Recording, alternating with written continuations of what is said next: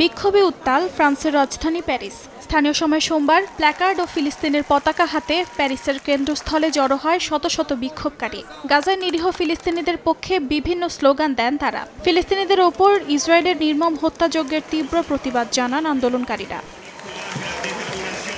ফিলিস্তিন ইস্যুতে ন্যায় বিচারের পাশাপাশি গাজা অভিমুখী দাতব্য জাহাজে থাকা ফরাসি নাগরিকদের মুক্তির দাবি জানান বিক্ষুব্ধরা। এই সাহসী মানুষগুলো জাহাজে উঠেছিলেন গাজার উপর চাপিয়ে দেয়া অবরোধ ভাঙতে এবং ফিলিস্তিনিদের সাহায্য করতে, যাদের প্রতিদিন হত্যা করা হচ্ছে। ফিলিস্তিনিরা ইসরায়েলের নির্মম নির্যাতনের শিকার, যা স্পষ্ট গণহত্যা, যেখানে আপিলের কোনো সুযোগ নেই।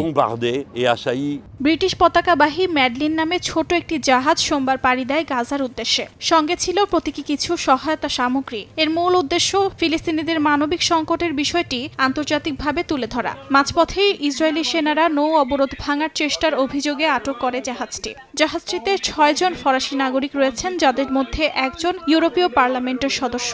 এদিকে ইসরায়েলের পররাষ্ট্র মন্ত্রণালয় নিশ্চিত করেছে জাহাজ এখন তাদের নিয়ন্ত্রণে রয়েছে। আরোহীদের নিজ নিজ দেশে পাঠানো হবে বলে জানায় তারা। অর্জিতা শাহজিন, সময় সংবাদ।